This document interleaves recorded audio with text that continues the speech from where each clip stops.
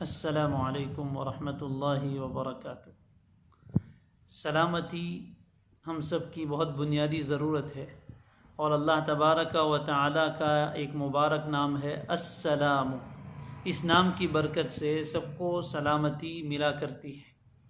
ہم جب نماز پڑھتے ہیں تو نماز میں تشہد میں 2 مرتبہ لفظ السلام آتا ہے، السلام علیک ایھا النبی۔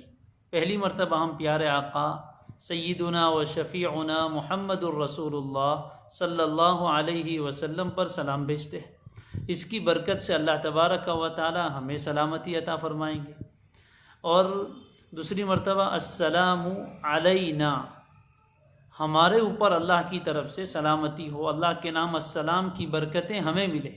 جب یہ پڑھیں تو ہم سوچیں کہ اللہ کی طرف سے سلامتی ہمارے اوپر اتر رہی ہے اور ہمیں گھیر رہی ہے۔ وعلی عباد اللہ الصالحین، اور اللہ کے جتنے نیک بندے ہیں ان سب پر اللہ کی اس نام کی برکت ہو۔ تو دنیا میں جتنے اللہ کے نیک بندے ہیں ان سب کے لیے بھی ہم سلامتی کی دعا کرتے ہیں۔ اس کو سوچ کر پڑھنے کی عادت ڈالیں۔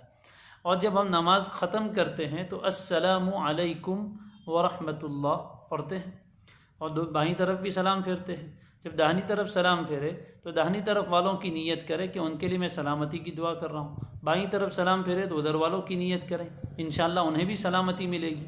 اور نماز کے بعد، فرض نماز کے بعد دعا پڑھتے اللہم انت السلام ومنک السلام، اللہ آپ ہی السلام ہیں اور آپ ہی کی طرف سے سلامتی ملتی ہے۔ تو 4 مرتبہ یہ دعا ہم سلامتی کی کرتے ہیں، تو نماز سے ہم سلامتی تک پہنچیں گے۔ اور پھر جب ہم ایک دوسرے کو آپس میں سلام کریں السلام علیکم ورحمۃ اللہ، تو اس میں بھی نیت کریں کہ میں اپنے بھائی کو سلامتی کی دعا دے رہا ہوں کہ اللہ اس کو ہر طرح کی بلاؤں سے، ہر طرح کی آفتوں سے، ظاہری اور باطنی مصیبتوں سے، اس میں کورونا بھی داخل ہے، ہر طرح کی بیماریاں داخل ہے، اللہ اس سے سلامت رکھے۔ انشاءاللہ اس کی برکت سے اللہ تعالی ہمیں سلامتی عطا فرمائیں گے۔ اللہ مجھے، آپ کو اور تمام مسلمانوں کو، تمام انسانوں کو اللہ تعالی ہر طرح کی ظاہری باطنی آفتوں سے، خصوصاً اس بلا اور وبا سے ہماری حفاظت فرمائے، آمین۔ السلام علیکم ورحمۃ اللہ وبرکاتہ۔